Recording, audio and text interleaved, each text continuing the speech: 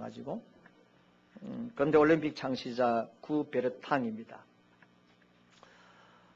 근대 올림픽 기본 5가지 경기가 있습니다. 올림픽의 가장 기본적인 경기 5가지가 있는데 아마 이 5가지 경기는 영원히 아마 사라지지 않을 것이에요. 5가지 경기가 뭔지 압니까? 달리기, 그 다음에 네? 펜싱, 펜싱 아시네요. 두 번째 달리기를 했잖아요. 달리기, 펜싱 또 네? 창 던지기, 체조, 네? 레슬링, 지사님 덩치 다 큰 레슬링. 자, 여러분 달리기, 그 다음에 사격, 그 다음에 펜싱, 그 다음에 수영 한 가지가 있습니다. 뭡니까? 장애물 경기입니다. 이 기본 5가지 경기인데 이 기본적인 5가지 경기를 채택하게 되어진 스토리가 있습니다. 19세기의 젊은 프랑스 기마장교가 전쟁터에서 아주 중요한 소식을 이제 전달을 해야 합니다. 그래서 말을 타고 상대방 자기 진지에 있는 전쟁터로 달려가고 있는데 갑자기 적군이 나타나서 칼을 뽑아들고 결투를 신청하죠. 그래서 칼을 들고 상대방 장교를 죽이고 또 말을 또 타고 가고 있는데 적군이 총을 쏴서 말이 총을 맞음으로 말해서 이 병사가 나뒹굴어집니다. 그래서 자기에게 총을 쏴한 적군을 향하여서 총을 뽑아서 사격한 후 그를 사살하고 이제 말이 죽었으니까 다시 맨발로 달려가다가 강가에 이르게 되었습니다. 강에서는 뭘 해야 됩니까? 수영을 하게 되었습니다. 그래서 수영을 하고 마침내 아군 진영의 메시지를 전달했다는 것입니다. 그는 그에게 맡긴 이 임무를 감당하기 위해서는 5가지 경주를 치러야 되는데 첫째는 달려야 하고 칼을 뽑아야 되고 총을 쏴야 되고 수영을 해야 되고 마지막은 장애물을 통과해야 됩니다. 이 구페르탕이 이제 5가지 기본 경기 종목을 주장했을 때에 4가지의 종목에 대해서는 대부분 다 동의를 했습니다만 한 가지 종목에 대해서는 많은 사람들이 반대가 있었습니다. 그 종목이 뭐냐면 장애물 경기입니다. 장애물 경기에 대해서는 많은 사람들이 반대를 했는데 이 구베르탕이 장애물 경기는 반드시 기본 종목에 넣어야 될 이유가 뭐냐면 장애물 경기는 인생과 같기 때문에 우리의 삶을 가장 잘 묘사하고 있는 경기가 바로 장애물 경기이기 때문에 이 장애물 경기는 반드시 기본 5가지 종목에 넣어야 된다고 주장하고 그것이 기본 종목에 들어가게 되어졌다는 것입니다. 여러분 그렇습니다. 우리가 인생에 있어서 이 땅에 살아가는 사람들에게 있어서 장애물이 없고 자기 인생에 걸어가는 앞에 거친 돌이 없는 삶을 살아가는 사람이 있겠습니까? 아무도 없습니다. 그런데 예수를 믿는 성도의 삶도 마찬가지입니다. 오늘 우리가 읽었던 본문에도 느헤미야라는 총독이 나오는데 하나님께서 이 느헤미야를 통하여서 예루살렘에 무너진 성벽을 재건하라는 하나님께서 계시가 계셨고 또 응답을 받고 예루살렘에 돌아와서 하나님이 원하시는 성벽을 재건한 일을 시작하려고 하는데 안팎에 수많은 장애물들이 있었습니다. 반대하는 세력들이 있게 되어졌습니다. 특별히 호론 사람 산발락과 암몬 사람 도비아와 아라비아 사람 이 게셈이 힘을 합쳐가지고 이 성벽을 재건하는 일을 방해하게 되어진 스토리를 우리가 읽었습니다. 자, 오늘 이 시간 먼저 성도 여러분 이 본문을 통해 하나님이 저와 여러분께 주시는 교훈이 무엇이냐면 하나님이 허락하신 일에도 하나님이 원하시는 일에도 장애물이 있을 수가 있고 하나님께서 허락하시고 기도 응답받은 일임에도 불구하고 우리의 인생에 있어서는 거친 돌이 있고 우리를 넘어뜨리게 하는 그런 돌이 있을 수 있다는 것을 말합니다. 느헤미야는 기도했습니다. 예루살렘의 성벽 재건을 위해서 계획했습니다. 가능한 모든 장애물들을 미리 파악을 했어요. 그리고 장애물들을 통과하기 위해서 아닥사스다 왕으로부터 예루살렘까지 가게 되어지는 먼 기정에 다른 이제 지역을 통과해야 되기 때문에 통행증도 발급받았지 않습니까? 그리고 성벽을 재건하는 필요한 것들도 공급받게 되어진 거예요. 그리고 8절 말씀에 보니까 하나님의 선한 손이 나를 도우심으로 왕이 허락했다고 말씀하고 있지 않습니까? 아닥사스다 왕이, 이방나라 왕이 예루살렘의 성벽을 재건한 이 일을 허락한다는 건 쉬운 일이 아니에요. 그렇게 까다로운 아닥사스다 왕도 결과적으로 하나님의 손과 하나님의 도우심으로 허락받게 되어졌다고 분명히 느헤미야 선지자가 고백하고 있는 것입니다. 하나님의 도움의 손길이 함께했습니다. 하나님의 도움의 손길이 있음에도 불구하고 이들이 행하는 일에서 장애물이 있었다는 것을 성경이 말하고 있습니다. 우리가 기도합니다. 어떤 문제를 우리가 미리 준비합니다. 계획합니다. 최선을 다해서 준비했습니다. 하나님께 응답받은 일임에도 불구하고 우리가 행하고자 원하는 하나님 기뻐하시는 일들 가운데는 우리가 원하지 않는 장애물들이 항상 설치되어져 있다는 것을 명심해야 합니다. 자, 그러면 하나님께서 왜 느헤미야에게 이런 장애물을 허락하셨을까? 동시에 사탄의 방해를 하나님 왜 허용하셨을까? 왜 하나님께서 이런 사탄의 방해 공작을 허용하시고 이 느헤미야에게 이런 장애물이 있게 하셨는가 하는 것이죠. 물론 여기에는 하나님만이 아시는 어떤 이유가 있을 수 있습니다만 궁극적으로는 우리는 하나님께서는 그것은 우리를 유익하게 하실 것이라는 것을 믿습니다만 한 가지 분명히 알아야 될 것이 있습니다. 궁극적으로는 이 일을 시작해서 하나님께서 이루실 것이고 하나님께 영광을 거두실 것이고 궁극적으로는 형통케 하실 것은 맞습니다. 그러나 하나님께서 우리가 삶에 있어 응답받고 하나님 기뻐하시는 일을 내가 힘써 행하는 일에 있어서도 왜 방해하는 세력들이 있고 왜 사탄이 찾아와서 우리를 못 살게 하느냐, 그 이유가 무엇이냐면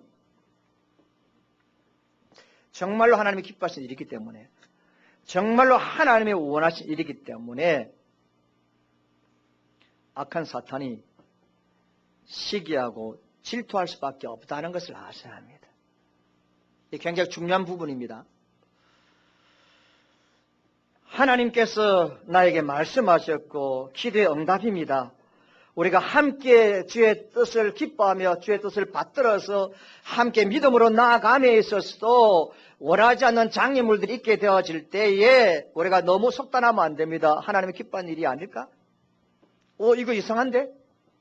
잘못된 것이 아니냐라고 속단할 것이 아니라 오히려 하나님께서 그 일을 기뻐하시기에, 하나님이 너무너무 원하시는 것이기에, 그러나 사탄은 원하지 않는 것이기에, 어둠의 세력들은 시기하는 것, 질투하는 것이기 때문에 우리에게 장애물들이 있을 수 있다는 생각을 가져야 될 줄로 믿습니다. 이것이 믿음입니다. 그래서 이렇게 판단하시고 우리가 강하게 믿음으로 더 나아가야 되는 줄 압니다. 우리가 예배당을 건축함에 있어서 우리가 생각하지 않은 어려운 장애물들 참 많이 만납니다. 여러분, 너무너무 다양한 일들을 만나게 되어집니다. 또 만나게 될 것입니다. 그런 일들을 당할 때마다 우리 모든 성도와 저와 우리 모든 주의 종들이 순간적으로 우리의 마음이 흔들릴 수도 있습니다. 그러나 순간적으로 마음이 흔들릴 것이 아니라 하나님이 기뻐하신 일이 있어서 사탄이 질투하여서 우리에게 이런 어려움이 있다고 판단하시고 더 강하고 담대하게 믿음으로 나아가야 될 줄 믿습니다. 자, 여러분, 예배당을 건축하는 과정 가운데서 장애물도 많습니다만은 여러분, 예배당을 건축하고 난 다음에 목사님과 장로님들과 교인들 훨씬 더 시험이 많이 듭니다.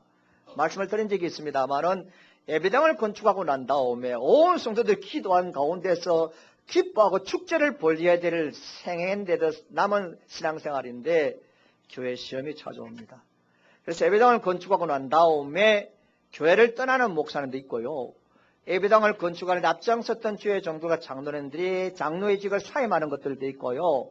또 교인들 가운데는 예배당을 건축하고 난 다음에 시험이 들어서 그 교회를 떠나는 일들이 더 많습니다. 그러니까 예배당 건축하기 전에 그 예배당을 건축하는 시간들 가운데도 장애물들이 많이 있지만은 예배당을 다 건축하고 축제 벌이고 감사해야 될 그 시간에도 방해되어지고 교회와 교인들을 어지럽게 하는 일들이 많다는 거죠. 얼마나 집요합니까? 얼마나 여러분 사탄이 시기하고 질투하는 마음이 많으면 예배당에 다 건축하고 난 다음에 성도들이 기뻐하고 절고 하나님께 감사하는 것을 볼 수가 없는 거죠. 그래서 예배당을 건축하고 난 다음에 훨씬 더 시험되는 일들이 교회에 많이 일어나고 있는 거죠. 그래서 여러분, 하나님께서 허락하신 일도, 하나님께서 나에게 기도 응답으로 주신 일도, 그것이 교회에 이르든지 내 개인적인 일이 가정에 이르든지 간에 장애물이 있다는 사실을 먼저 인식하시고, 그런 장애물이 있을 때마다 거친들은 내 앞에 펼쳐질 때마다 그 거친들과 장애물 때문에 하나님의 뜻을 의심할 것이 아니라 믿음의 자리에 주저앉을 것이 아니라 악한 사탄이 더 시기하고 질투한 일인 줄 알고 더 믿음으로 강하게 나아가야 될 줄 믿습니다. 여러분, 가장 큰 장애가 있습니다. 그것이 뭐냐면 내가 장애입니다. 내가 거친 돌이 됩니다. 만약에 여러분들 예배당을 건축해 가는데 어려운 문제가 있다고 합시다. 그러면 목사인 제가 이 땅에서 이 자리에서 하나님께서 예배당을 허락한 것이 아닌가라는 생각을 사탄이 나에게 줄 수도 있습니다. 산발라가 도비아가 게스레미에 찾아와서 방해했을 때 만약에 이 느헤미야가 내가 이렇게 모든 거 다 준비해가지고 무너진 성벽을 재건하기 위해서 왔는데 이런 방해 공작이 있다는 것은 도저히 이해되지 않아. 그래서 이 느헤미야가 다시 곡을 떠나서 그 총독의 자리로 돌아가고 싶은 유혹과 생각이 있었을 것입니다. 그런 느헤미야는 결코 그렇게 하지 않았습니다. 신앙생활에 이런 경우들이 많이 있습니다. 하나님께 뜻하신 것 중에 기뻐하셨습니다. 그래서 이 길을 주셨고 이 일을 주셨고 이를 가게 하셨고 이런 직분을 주셨고 이런 사역을 주셨습니다. 그런데 이런 일들을 감당해가고 이런 사역을 하고 또 이런 일들을 이루어가는데 이상하게도 시험이 듭니다. 하나님이 원하신 일이라 맡았는데 이 직분을 맡았는데 이 직분 때문에 나도 힘들고 다른 사람을 힘들게 합니다. 그래서 이거 하나님이 나에게 허락하시는 것이 아닌가 생각을 하죠. 자, 영적으로 고민해서 동부교회가 하나님 말씀 가운데 바로 세워져 있는 교회라 생각해서 성령 하나님께서 이 교회로 오셔가지고 나를 인도하셔서 이 교회에서 열심히 믿음 생활, 신앙생활을 해가는데 이것이 하나님의 뜻이라고 생각하는데 이상하게 잘 적응하지 못하고 내 마음에 시험이 들고 남이 나를 또 시험 들게 만드는 것 같고 이런저런 복잡한 생각을 하는 가운데 하나님께서 이것을 인도한 것이 아닌 것구나라는 생각을 하면서 교회를 떠난 어리석은 자들이 늘 많습니까? 사랑하는 성도 여러분, 우리가 알아야 될 것이 있습니다. 주님의 뜻인 줄 알고 순종하고 어떤 일들을 결정하고 나아가는데 어려움이 있다고 생각하시면 하나님께서 왜 이 어려운 일을 허락해 주실까 생각해 보셔야 됩니다. 제가 말씀드린 것처럼 악한 사탄 마귀가 시기해서 그렇기도 합니다. 그럼 또 한 가지가 있습니다. 그것이 뭔지 아십니까? 만약에 우리가 기도해서 응답받고 열심히 어떤 일을 진행하는데 아무런 어려움이 없고 여러분 정말로 고속도로처럼 팍 뚫린 삶이 계속 진행되면 교만해집니다. 내 계획이 너무 준비 잘 됐구나. 내가 맞구나. 내 생각이 판단이 맞구나.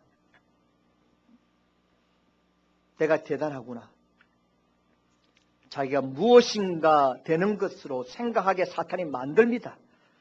별 수 없습니다. 모든 일들이 형통하게 되어지고 문제없이 진행되어지면 타락한 본성을 가진 인간은 그 현실 앞에 스스로 교만할 수밖에 없습니다. 그래서 하나님께서 교만하지 못하도록 자기 이름을 드러내지 못하도록 자기가 스스로 영광을 취하지 못하도록 하나님께서는 허락하신 일이라 할지라도 하나님도 응답받은 일이라 할지라도 하나님 우리에게 거친 도를 허락하십니다. 믿습니까 여러분? 믿습니까 여러분? 오늘부터 아멘 더 크게 하라고 했죠.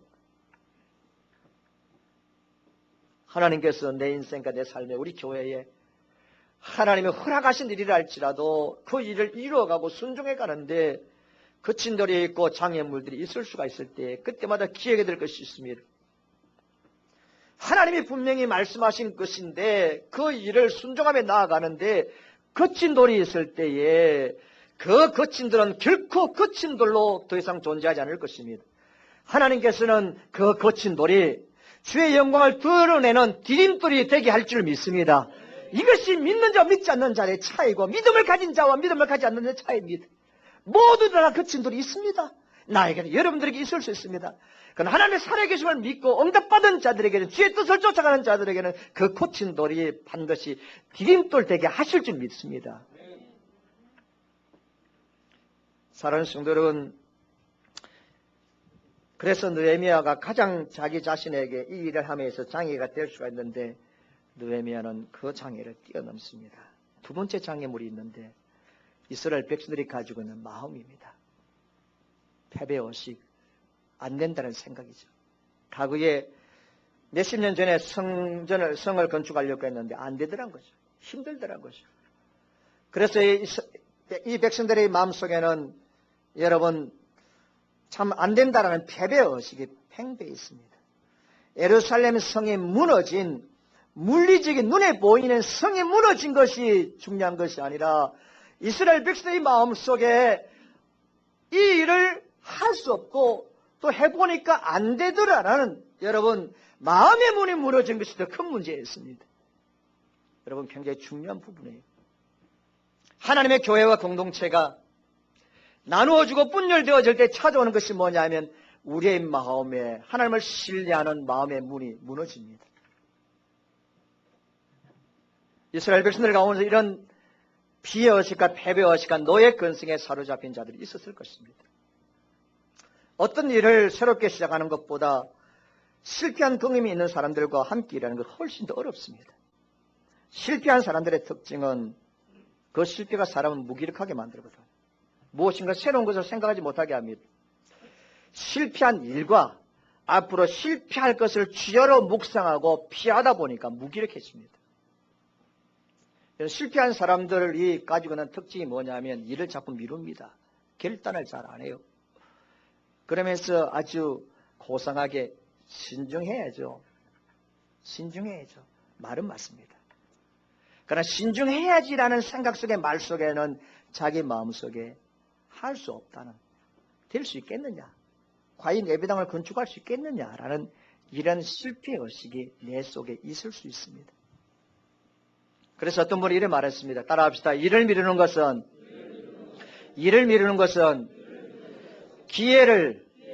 기회를 죽이는 타고난 암살자와 같다.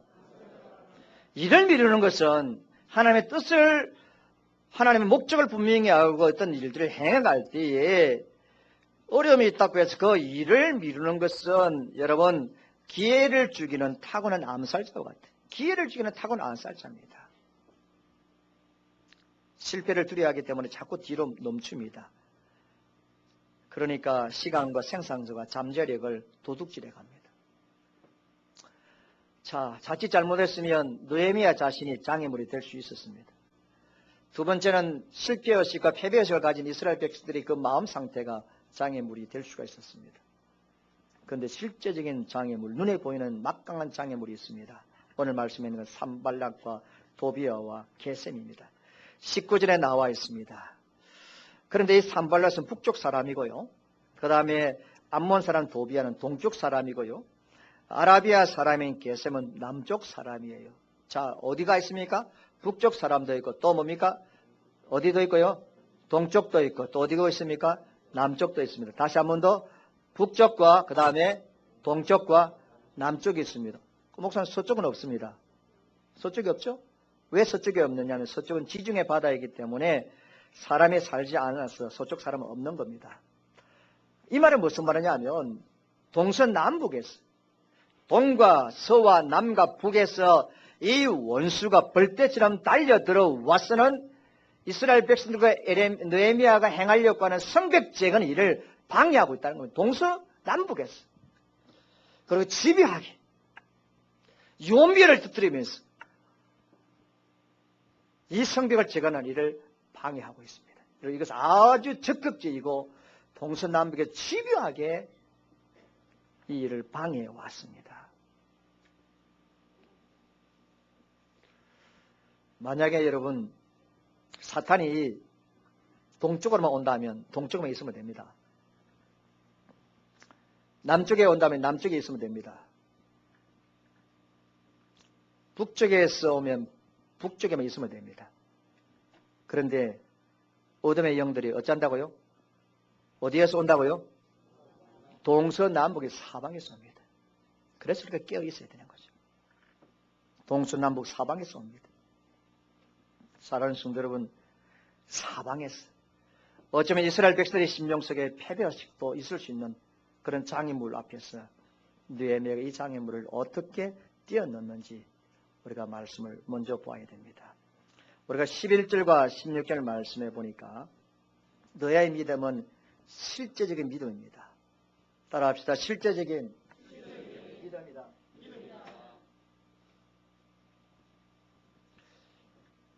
느헤미야는 그저 공상가가 아니에요.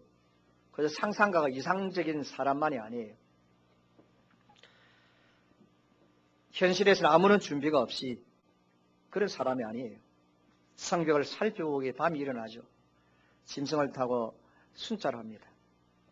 예루살렘 성이 정말로 회파되어졌는지, 정말로 성문들이 소화되어졌는지, 성벽을 재건하려고 하면 무엇이 필요한지, 어느 정도의 재료가 필요한지를 다 알고 있는 겁니다. 예루살렘에 올 때부터 철저하게 준비해 왔고, 왔어도 밤에 성을 돌아보는 가운데 실제적으로 잘 준비를 하고 있습니다. 이것은 믿음입니다. 오늘 믿음이 있다고 하는 성도들 가운데는 아주 어리석은 자들이 많습니다. 믿음이 있다고 하면서도 어리석은 자들이 많습니다. 환상에 사로잡힙니다. 자기의 생각에 사로잡힙니다. 그저 공상에 사로잡힙니다. 여러분, 믿음은 사실에 근거한 겁니다. 예수 그리스도를 믿는다는 것은 공상이 아니에요. 십자가에 죽으신 사건을 믿는 겁니다. 믿음은 실제적인 것을 믿는 겁니다. 실제로 준비해야 됩니다. 우리가 오랜 시간 동안 기도해 왔고 실제적으로 우리가 마음적으로 많은 부분에 있어서 우리는 준비해 오고 있지 않습니까? 그래서 참된 믿음은 공상적인 믿음이 아니죠. 참된 믿음은 현실을 이고 실제적인 믿음 부분을 포함하고 있는 겁니다. 두 번째는 이제 느헤미야는 백성들의 마음을 움직이죠. 또 백성들의 마음을 사로잡게 하고 오늘 말씀에 있는 것처럼 어떤 말씀이 있느냐면 그들이 말이 백성들이 뭐라냐면 백성들이 하는 말이 일어나 건축하자. 느헤미야는 백성들의 마음을 그저 움직이고 마음을 하나 만드는 일에 힘썼는데 백성들이 느헤미야의 말을 듣고 모두가 다 우리가 건축하자. 우리가 건축하자. 따라합시다. 우리가 건축하자. 우리가 건축하자. 우리가 건축하자. 자, 그러면 여러분 느헤미야가 도대체 어떻게 이 백성들의 마음을 패배의식을 가지고 있는 백성들의 마음을 사로잡고 마음을 하나로 만들어서 서로가 전부 다 우리가 건축하자라고 만들었을까? 그 이유가 어디 있을까? 오늘 17절 말씀에 17절 다 같이 읽어봅시다. 시작.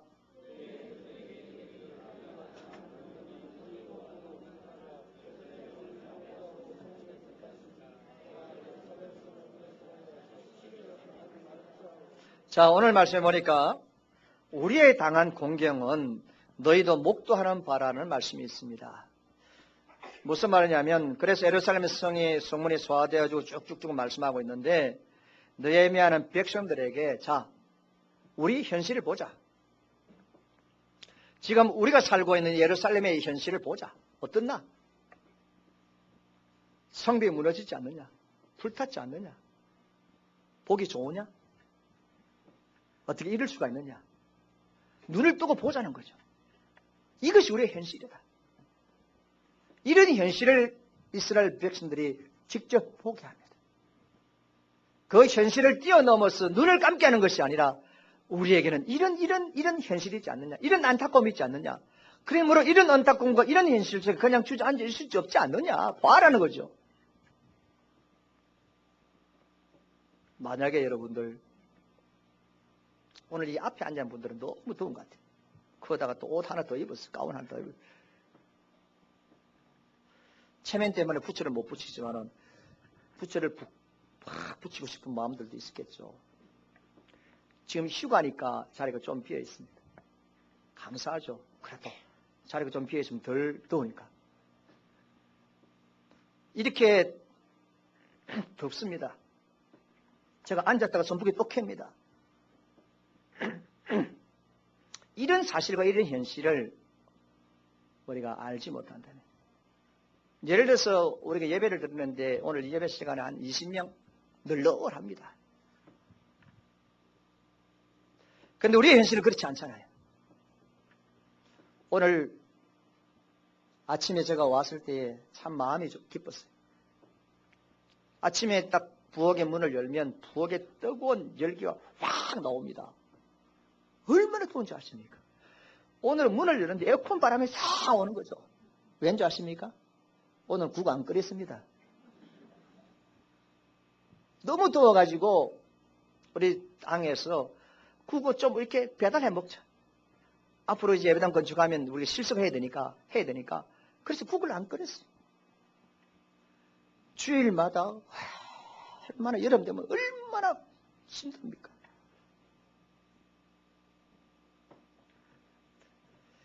이것이 현실이에요. 우리는 이것을 보았기 때문에, 우리는 이 사실을 알기 때문에, 여러분들도 이 사실을 다 공감하기 때문에 어느 누구도 이런 현실과 이런 사실을 아는 상태에서 예배당을 건축한 일에 방해하는 사람이 있습니까? 아니라고 말하는 사람이 아무도 없는 겁니다. 그래서 느헤미야는 백성들로 봐라, 지금 현실이 어떻는가, 사실이 어떻는가. 또 한 가지입니다. 오늘 느헤미야는 백성들과 함께 일하고자 합니다. 나 혼자만 할 때는 이거 가만히 있을 아니에요. 너희들이 해드릴 일 아니냐 비난하지 않습니다. 미하면 우리가 하자, 협력해서 하자라는 생각을 사람들에게 불어넣습니다. 네 번째는 18절에 있는 말씀인데, 성벽을 재건하는 일에는 하나님의 축복이 있고 하나님의 인도하심이 있다는 것을 확실하게 증거하고 있습니다. 이게 하나님의 축복이고 하나님의 인도하심이 있다는 것을 말하고 있습니다. 18절에 하나님의 선한 손이 나를 도와주셨다. 왕이 내게 이런 말씀을 구하였더니 저의 말이 일어나 건축하고자 하고 모두 힘을 내어 선한 일을 하려 하였습니다. 느헤미야는 백성들이 하나님 내 기도를 들어주셨고, 내가 성벽 재건을 위해 기도했더니 들어주셨고, 그리고 하나님 이 일을 이렇게 축복해 주셨다, 하나님 인도해 주셨다, 하나님의 뜻이다, 하나님의 정거다라고 이 사실을 사람들에게 말하고 있습니다. 오늘 일부 예배도 말씀드렸지만은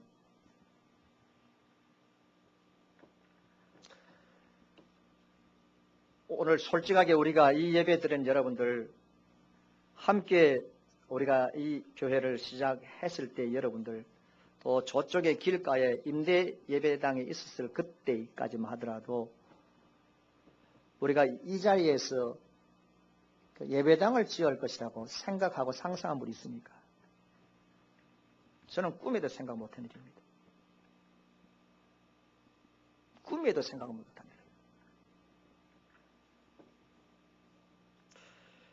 물론 하나님께서 왜 여기에 예배당을 세우게 하시는지 더 정확한 당신의 뜻은 아직 나에게 말씀 안 했었어요. 그냥 우리가 일반적으로 아는 뜻은 있지만, 그러나 여러분, 여기에 예배당을 짓게 되어진 이 시간까지 하나님의 적극적인 간섭과 인도가 있은 줄 믿습니다. 우리 이 사실에 대해서 어느 누구가 아니라고 말합니까? 너무너무 희한한 일들이잖아요. 너무너무 희한한 일들이잖아요. 오늘 예배드리는 여러분들 가운데서도 희한하게 함께 예배드리잖아요. 이게 하나님 인도잖아요. 그래서 느헤미야는 이것은 하나님의 축복이고 하나님의 인도하심에 대해서 확신해 주고 있습니다.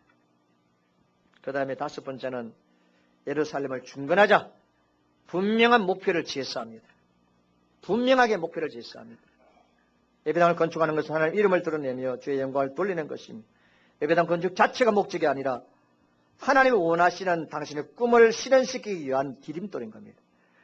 그래서 여러분들 알아야 될 것이, 예배당을 건축하고 난 다음에 교회가 시험 들지 않으려고 하면 하나님께서 예배당을 건축하시고 예배당을 건축하신 예배당을 우리에게 주셨을 때 이것이 목적이 아니라 이것이 자체가 목표가 아닙니다.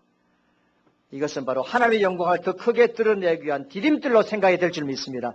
그럴 때에 시험에 들지 않습니다. 저와 여러분들에게 주신 하나님의 꿈과 비전을 이루기 위한 출발이며 디딤돌, 이것이 분명한 목표입니다. 그 다음 여섯 번째로 17절에 보니까 뭐라고 말하면, 다시는 수치를 받지 말자. 수치를 받지 말자. 선민입니다. 하나님께 택하신 백성이다라고 온 세계에 다 소문나 있습니다. 그런데 그런데 그들이 예배드리는 예루살렘 성벽이 무너졌습니다.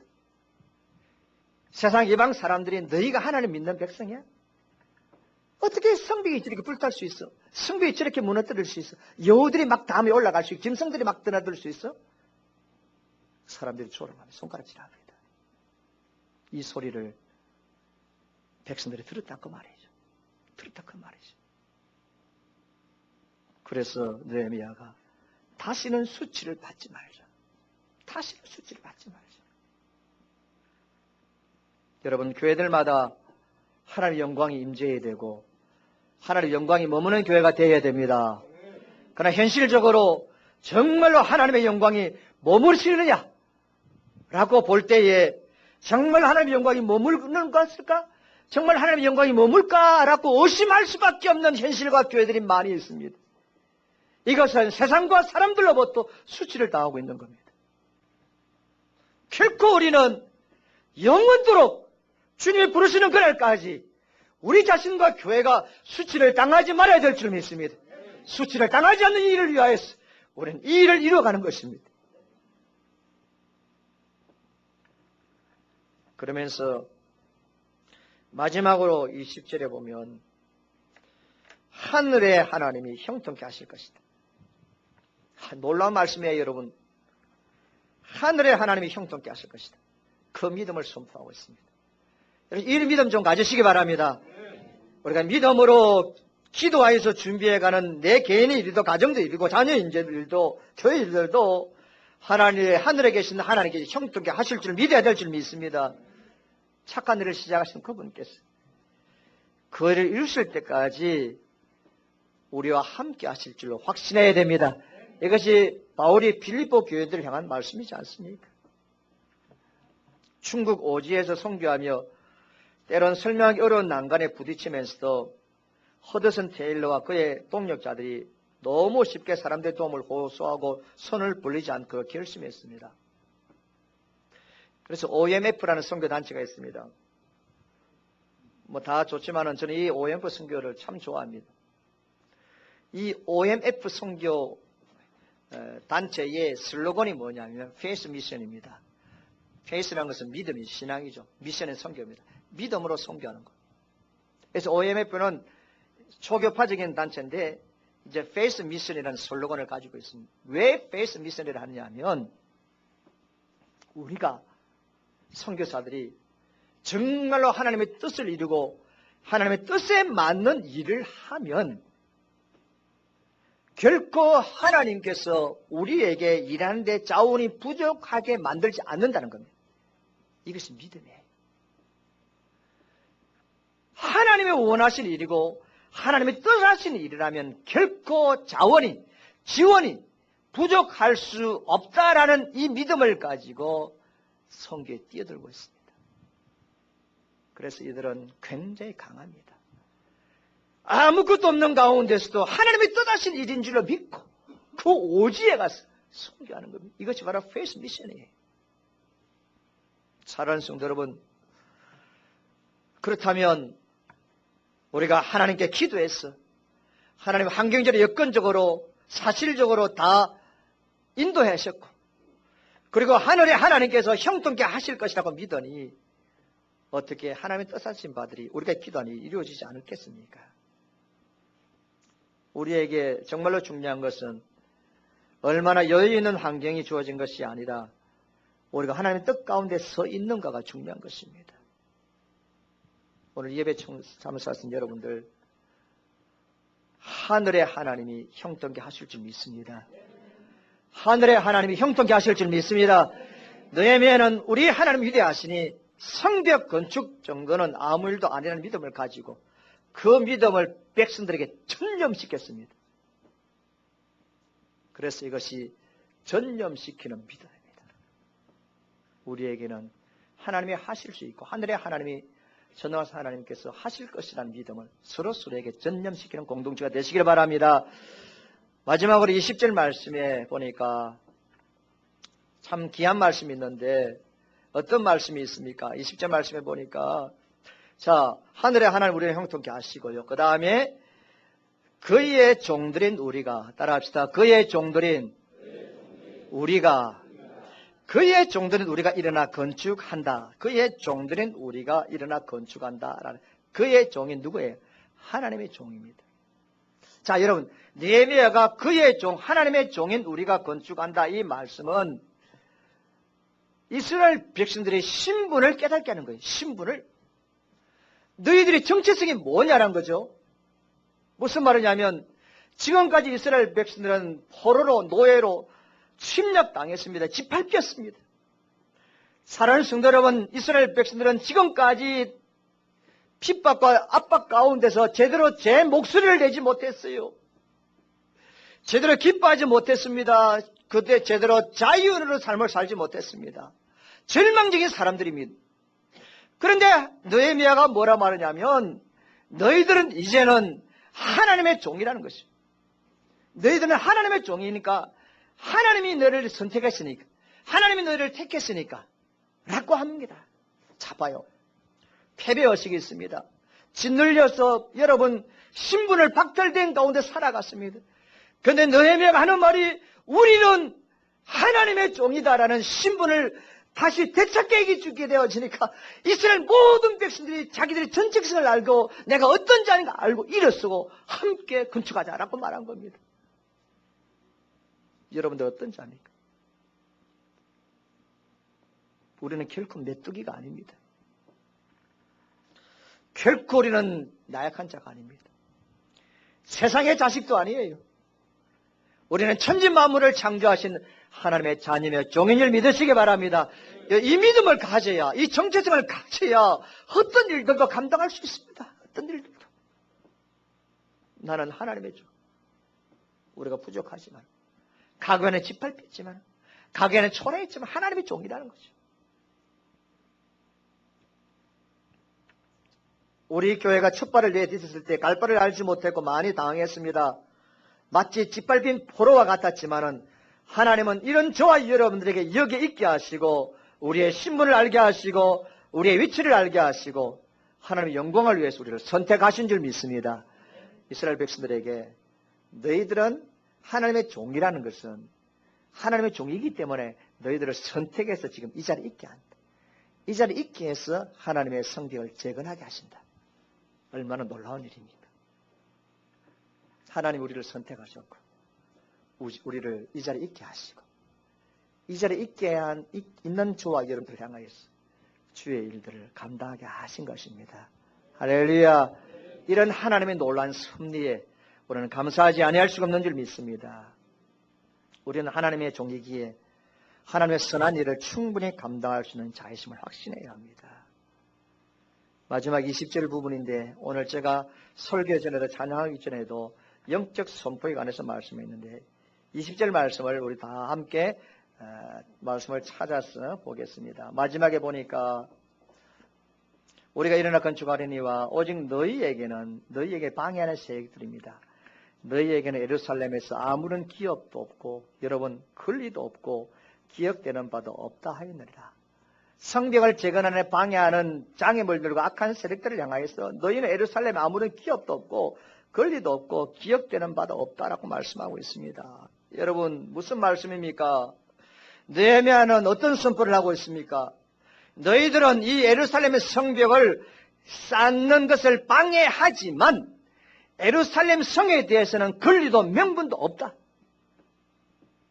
너희들은 방해하지만 너희들에게는 그 어떤 방해할 수 있는 자격도 없고 명분도 없다라고 영적으로 선포하고 있습니다. 오늘 이 예배 참석한 여러분들 분명히 날마다 하루하루 생활 가운데서 이 선포를 해야 합니다. 어둠의 영들은 하나님께서 주신 자녀의 권세를 빼앗을 명분도 권리도 없습니다. 사탄은 하나님의 성전을 건축하는 방해할 명분도 자격이 없습니다. 이것을 아셔야 됩니다.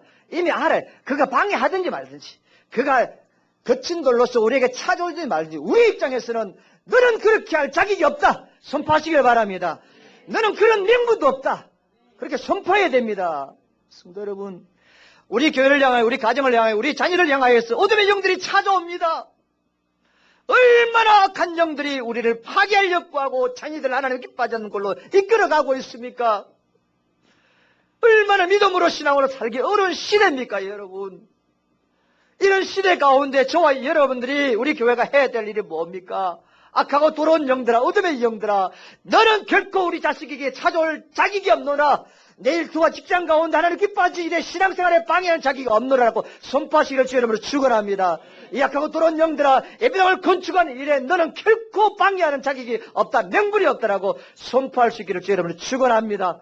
오늘부터 이 기도를 하시기를 바랍니다. 하나님께서 허락하신 성전 건축의 특권과 축복을 너가 빼앗을까 자격이 있나? 없다. 웃기지 마라. 이 더러운 것들아 당당 쩔할지어다. 선포할 수 있게 주의 이름으로 축원합니다. 사랑하는 성도 여러분, 악한 사탄이 우리의 마음에 어둠을 주고 우리의 마음에 분노를 주고 우리에게 짜증을 줄 때마다 악한 사탄을 향하여서 너는 내 마음에 있는 평안을 빼앗아갈 수 있는 자격이 없노라고 선포하시기를 바랍니다. 하나님이 주신 영접하는 자, 그 이름을 믿는 자들에게는 하나님의 자녀가 되어지는 권세를 주셨습니다. 그 권세는 능력까지도 함께 포함되어 있습니다. 이 권세는 세상의 허감이나 절망이나 정복자들이나 악한 영들도 다 굴복시킬 수 있는 겁니다. 우리 교회가 하나님 꿈을 실현하는데 방해하는 세력이 있을 수 있습니다. 여러분들이 믿음으로 생활하며 살아가는데 방해하는 거친 돌이 있을 수 있습니다. 우리 자녀들이 하나님의 축복을 받는 일에 방해하는 세력들이 있습니다. 우리 자녀들 세상으로 끌고 가려고 하는 어둠의 영들과 세력들이 있습니다. 구체적으로 방해하는 세력들이 있습니다. 바로 다 사탄의 무리입니다. 영적인 세계를 모르고 신앙생활하는 것은 반쪽밖에 모르는 겁니다. 육으로 그리스도를 아는 것은 교훈과 신념과 교양이지 신앙은 아닙니다. 영적인 세계가 정말로 있습니다. 이 땅에 나타나는 현상만 가지고 보는 것이 아니라 영적인 세계를 겨냥할 수 있어야 됩니다. 근원을 찾아야 됩니다. 인생의 절망과 좌절의 문제가 찾아옵니다. 그렇다면 영적인 전쟁을 선포하셔야 됩니다. 영적의 전쟁의 무기는 기도와 말씀입니다. 우리가 어떤 문제를 만나면 가장 먼저 빼앗기는 것이 바로 많은 기도입니다. 빼앗기는 것이 말씀을 보는 자리입니다. 내 감정의 자리가 기도의 자리를 대신합니다. 내 욕심의 자리가 기도의 자리를 대신합니다. 내 경험의 자리가 하나님 앞에 나아갈 겸손의 자리를 대신합니다. 그렇게 해서 하나님의 뜻을 이루는 것보다 육적인 욕심을 도모하게 만들려고 하는 것이 어둠의 세력입니다. 어둠의 세력은 동쪽에서 오는 것도 아니고 사방에서 옵니다. 그래서 방해하는 세력, 그 어둠이 찾아오면 영적 전쟁이구나. 사탄이 나로 하여금 하나님의 뜻대로 하는 말씀대로 살지 못하도록 묶어두는구나. 그래서 기도의 자리를 빨리 찾았기를 주님으로 축원합니다. 말씀 묵상하고 말씀 앞에 서시기를 바랍니다. 마귀는 하나님의 일을 중지시키고 좌절시키고 하나님의 백성들을 이간질시키고 분열시키고 실패감을 갖게 하고 좌절감을 갖게 하는 것이 그의 주특기입니다. 그러나 우리는 예수의 이름으로 예수의 능력으로 마귀를 대적하여 물리칠 수가 있는 줄 믿습니다. 마귀를 대적하라. 그러면 너희를 피하리라. 오늘부터 결코 어둠의 세력들은 우리의 삶에 하나님 기뻐하는 일에 방해할 수 있는 자격도 명분이 없노라고 날마다 선포하실 수 있는 저와 여러분이 되시기를 주의 이름으로 축원합니다.